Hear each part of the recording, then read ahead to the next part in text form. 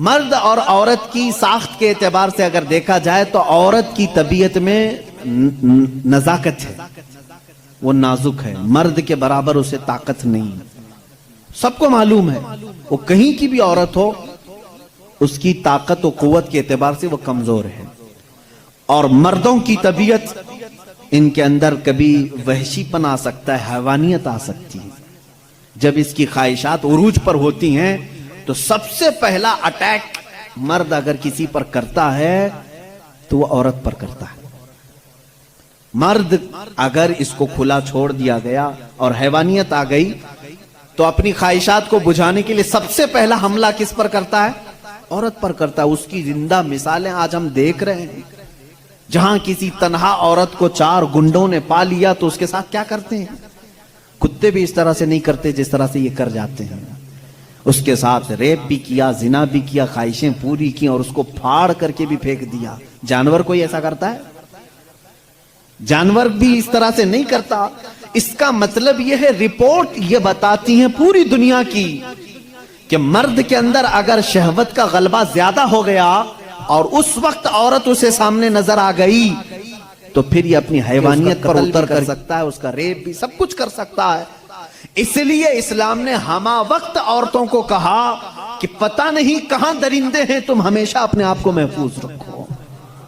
یہ نہیں کہ پکنک پر جاؤ تو ناک پر اسکارف لگا لو، یہاں برے لوگ ہیں، خالی یہی کپل اچھے ہیں، دوسروں کی نظر پڑ جائے گی۔ اسلام نے ہر وقت کے لیے عورت کو یہ کہا ہے کہ تو اپنی حفاظت کی ذمہ داری خود رکھ لے، اس لیے کہ تیرے جسم کو دیکھنے کے بعد کئی ایسے مرد ہیں جن کی خواہشات انگڑائیاں لیتی ہیں اور پھر وہ حملہ کر سکتے ہیں۔ تمہاری جان کا بھی خطرہ ہے اس میں، صرف عزت لوٹنے کا نہیں، جان کا خطرہ ہے۔ ریپ کے بعد قتل ہوتے ہوئے نہیں دیکھے؟ ابھی سال نہیں گزرا ہوگا، حیدرآباد میں، دلی میں کتنے واقعات ہوئے، اچھے پڑھی لکھی لڑکیوں کے ساتھ، اچھے بڑے گھر کی لڑکیوں کے ساتھ یہ معاملات ہوئے کہ نہیں ہوئے؟ اب یہ جب ہم جواب دیتے ہیں تو وہ یہ کہتے ہیں کہ مردوں کو آپ تلقین کریں کہ وہ عورتوں کو چھیڑ چھاڑ نہ کریں۔ یہ تو ایسی بات ہو گئی کہ گوشت کو کھلا رکھ کر کے کووں کو نصیحت کرو، بیٹا اچھے سے رہو، اخلاق میں رہو۔ ارے کوا ہے، وہ گوشت کھلا رکھا ہے، ہم کووں کو سدھار نہیں سکتے لیکن گوشت کو ڈھک تو سکتے ہیں۔ ہمارے پاس یہی فارمولا ہے، ہم کہاں پورے دنیا کے مردوں کی آنکھوں کو سنبھالیں، حالانکہ قرآن نے ہر مومن کو کہا ہے وَقُلْ لِلْمُؤْمِنِينَ يَغُضُّوا مِنْ أَبْصَارِهِمْ، اے محبوب سارے ایمان والوں سے کہہ دیں کہ وہ اپنی آنکھیں نیچی رکھیں۔ اسلام نے سمجھا تو دیا ہے مردوں کو، لیکن ان کی سیکورٹی کا بھی اہتمام کیا ہے، جس کو یہ سمجھ رہے ہیں کہ یہ پابندی بہت زیادہ ہے، بہت مشکل ہے، یہ پابندی ہے بہت زیادہ مشکل ہے۔ جن لوگوں نے کہا تھا کہ یہ اسلام کی زور زبردستی ہے، عورتوں کو اتنا قید کر کے رکھتے ہیں، بیچارے آج 12 گھنٹے ہاسپٹل میں پورا کا پورا نقاب پہنے ہوئے ہیں، پورا کا، اور ایسا نقاب پہنے ہوئے ہیں کہ ہوا بھی آنا مشکل ہو جاتی ہے۔ اور ہم تو برقعے بیچنے والے مشہور تھے، برقعے بیچنے والے مشہور تھے، آج پوری مغربی دنیا مشہور ہو گئی، پی پی کٹ نام رکھا ہے تم نے، برقعے ہی بیچ رہے ہو، بیچ رہے ہو۔ ہم تو صرف حفاظت عورتوں کے جسموں کی کر رہے تھے، تم نے تو برقع اب مردوں کو بھی پہنا ہے، سب کو پہنا ہے۔ اب ان سے پوچھو کیوں اب سختی نہیں ہے؟ یہ کسی کے جسم کو اتنا ڈھانک کر کے رکھنا یہ زور زبردستی نہیں ہے؟ تم کہتے ہو اسلام اتنی سختی لے کر کے آیا ہے کہ عورتوں کو بند کر کے رکھا۔ اب یہ جواب دیں نہیں، وائرس پھیلا ہوا ہے، وائرس پھیلا ہوا ہے، جسم کو لگ نہ جائے۔ ارے نادان، یہی تو 1400 سال سے ہم کہہ رہے تھے، انسانوں کی آنکھوں کا وائرس بھی پھیلا ہوا ہے، کہیں ہماری بچیاں غیر محفوظ نہ ہو جائیں، کہیں کسی کے جسم میں یہ باتیں، یہ آنکھوں کا زہر سرایت نہ کر جائے، ان کے دل بہک نہ جائیں۔ اور میں بہت پہلے سے کہتا آ رہا ہوں، تحقیق یہ بتاتی ہے کہ مرد کی آنکھیں جب اس میں خواہش پیدا ہوتی ہے نا، ایک زہریلا مادہ نکلتا ہے، زہریلا مادہ نکلتا ہے۔ آپ دیکھو غور سے کسی چیز کو، نظر لگتی ہے نا، سب کا یہ تو معمول ہے، نظر لگتی ہے، وہ اس کی نظر لگ گئی، اس کی نظر لگ گئی، تقریباً سب لوگ مانتے ہیں نظر لگتی ہے، اور اسلام بھی کہتا ہے العین حق، نظر لگتی ہے۔ بلکہ میرے آقا صلی اللہ علیہ وسلم نے یہاں تک فرمایا میری امت میں سب سے زیادہ موت اگر کسی کارن سے ہوگی تو نظر بد سے ہوگی۔ حضور نے فرمایا ہے طبعی نیچرل ڈیتھ کے بعد، نیچرل طبعی موت کے بعد اگر کسی وجہ سے، کسی بیماری سے سب سے زیادہ موت ہوتی ہے تو نظر بد سے ہوتی ہے۔ وہ پتہ نہیں ہوتا سب کو، اس کی علامتیں تک حضور صلی اللہ علیہ وسلم کی احادیث میں گنائی گئی ہیں۔ نظر بد ہو جائے تو کیسے پتہ چلے گا؟ جسم کے اندر کیسی تبدیلیاں ہوتی ہیں کہ پتہ چل گیا کہ نظر لگی ہے، وہ پھر کبھی میں عرض کروں گا۔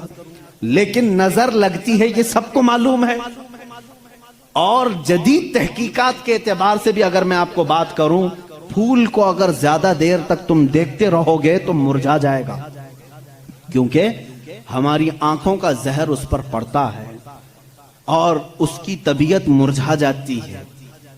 وہ جتنا اپنے ٹہنی میں لگ کر کے جتنی دیر تک تازہ رہ سکتا ہے، تمہارے ہاتھ میں آنے کے بعد اتنی دیر تازہ نہیں رہے گا، کیونکہ کچھ بیکٹیریا ہمارے اندر ہیں اور آنکھوں سے نکلنے والی چیزیں بھی ہیں۔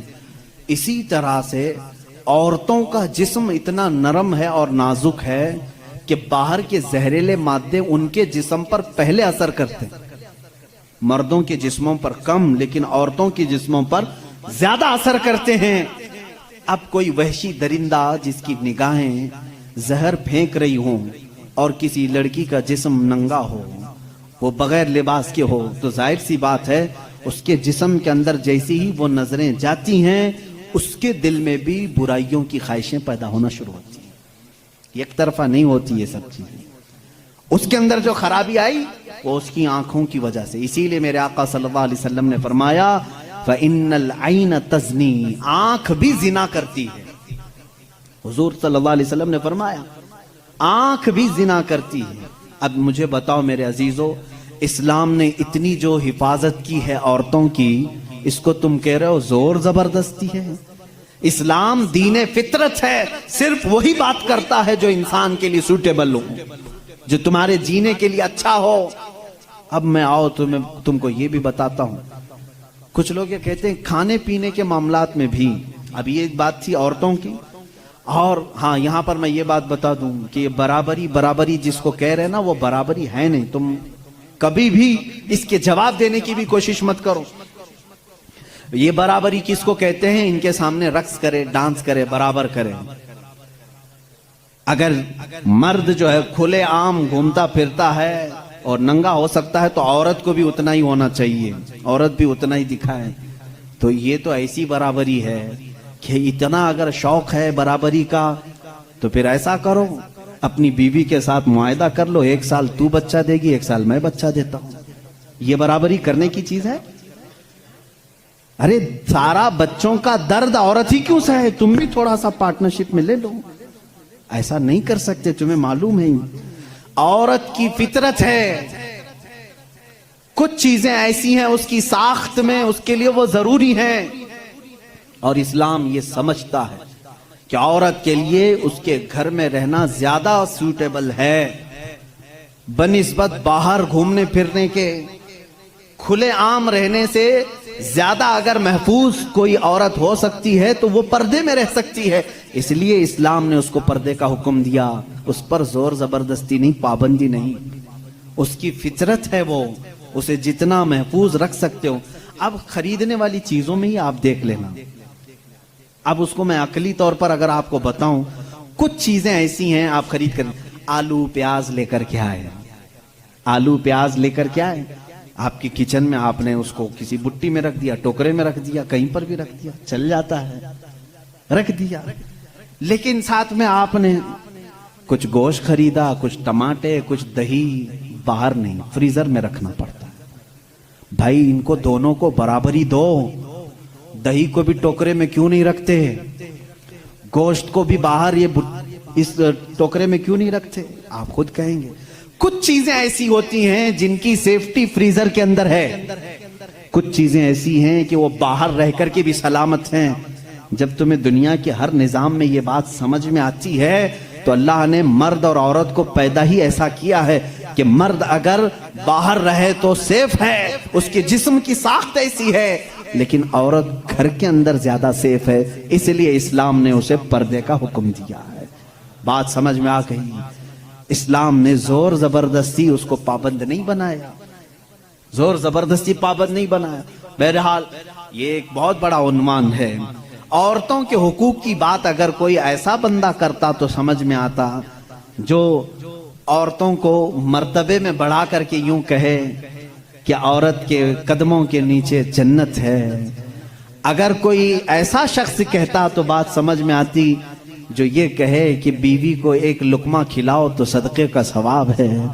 اگر کوئی ایسا شخص کہتا جو یہ کہے کہ ایک بیٹی کو پال کر نکاح کر دو تو جنت واجب ہے، ان کے پاس یہ کوئی بھی چیز نہیں، بلکہ یہ جس عورت کی بات کر رہے ہیں ان کے لیے وہ اپنے نفس کی خواہشات پوری کرنے کی ایک مشین ہے بس۔ اور اگر میری بات صحیح نہیں ہے تو چلو مغربی دنیا میں تمہیں دکھا دوں کہ وہاں شادی کسے کہتے ہیں، طلاق کسے کہتے ہیں، بچوں کا نظام کیا ہے۔ کثرت سے پورے یورپ میں آپ کو میں بتاؤں وہاں شادی کا نظام تک ختم کر کے رکھا گیا ہے۔ جو لڑکی پسند آئی اس کے ساتھ رہتے رہو، بچے بھی ہو جائیں گے، 2 بچوں کے بعد وہ لوگ فیصلہ کرتے ہیں آپ شادی کر لیں۔ اب شادی کرنے کا برابر ٹائم آ گیا، ہم لوگوں کی انڈرسٹینڈنگ ہو چکی ہے، یہ ہے فیکٹ بتا رہا ہوں میں آپ کو۔ کئی ایسی شادیاں ہیں وہاں پر جو بچے ہونے کے بعد کرتے ہیں کورٹ میں جا کر کے۔ تو تم نے عورت کو برابری نہیں بلکہ اپنی خواہشات کی ایک مشین سمجھا ہے۔ اسلام جو برابری دیتا ہے وہ کیسی برابری ہے؟ یہ اسلام ہی تو ہے جو عورت کو اتنی عزت کے ساتھ گھر لانے کا حکم دیتا ہے، اتنی عزت کے ساتھ۔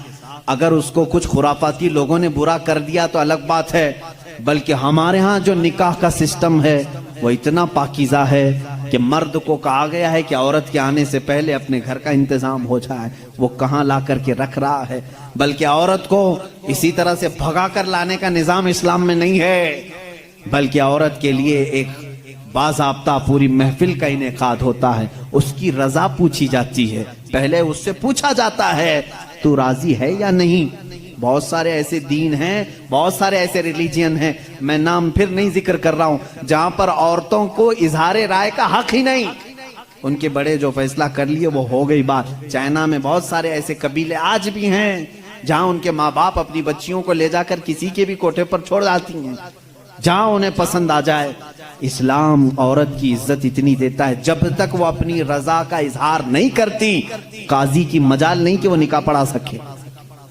ہم خود کھڑے رہتے ہیں جب تک اجازت نہیں آتی، پہلے ہم عورت کی اجازت لے کر کے آتے ہیں، اور پھر عورت کو اس کا حق مہر دینے کا حکم بھی مرد کو دیا گیا ہے کہ وہ تمہیں اپنی زندگی چھوڑ کر آ رہی ہے، اپنا گھر چھوڑ کر کے آ رہی ہے، اس کا حق مہر ادا کرو۔